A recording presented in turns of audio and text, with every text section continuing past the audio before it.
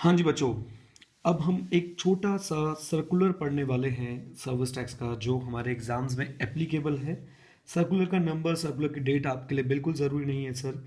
और उस सर्कुलर का इम्पैक्ट आपके लिए बहुत इम्पॉर्टेंट है, क्योंकि सर वो नेगेटिव लिस्ट से जुड़ा हुआ है, और नेगेटिव लिस्ट की ऐसी एंट्री से जुड़ा हुआ है जो कि एग्जामिनर की फेवरेट है। नेगेटिव लिस्ट में एक एंट्री है एग्रीकल्चरल से लेके रिलेटेड। उसमें बहुत सारे आइटम्स हैं कि सर अगर आपने एग्रीकल्चर में एग्रीकल्चर एक्सटेंशन सर्विस दी है, supply of farm labour, renting of vacant land for agriculture, ये सब नेगेटिव लिस्ट में कवर्ड है।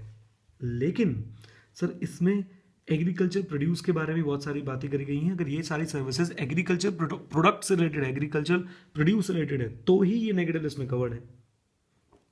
अब एक क्लैरिफिकेशन आई है एक सर्कुलर से कि सर जो नेगेटिव लिस्ट है, जो क्या नेगेटिव लिस्ट है, उसमें एग्रीकल्चर प्रोड्यूस का जो मीनिंग है ना सर, एग्रीकल्चर प्रोड्यूस जो डिफाइंड है सेक्शन 65 सब सेक्शन 5 के अंदर,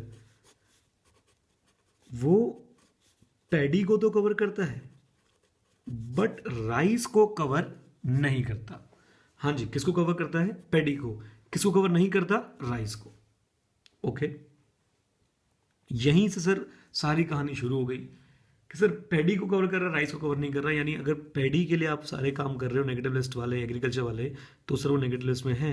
लेकिन अगर वही सारे काम अगर आप राइस के लिए कर रहे हो तो वो एग्रीकल्चर प्रोड्यूस नहीं है और वो नेगेटिव लिस्ट में फॉल नहीं करेगा। Is that clear? तो पैडी से related agriculture extension service negative list में कवर्ड है, राइस से related extension services sir negative list में कवर्ड नहीं है। लेकिन एक बात आपने साथ साथ ये ध्यान रखनी है, राइस को बहुत सारे बेनिफिट मेगा एग्जामिशन में दिए गए। जैसे अगर राइस की ट्रांसपोर्टेशन हो रही है, राइस की क्या हो रही है? ट्रांसपोर्टेशन,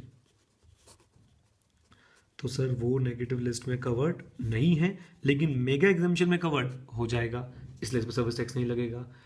और sir loading, unloading, packing, storage, warehousing, अगर ये सब आप राइस के लिए कर रहे हैं सर नेगेटिव लिस्ट में कवर्ड नहीं है, लेकिन मेगा एग्जामिशन में कवर्ड हो जाएगा।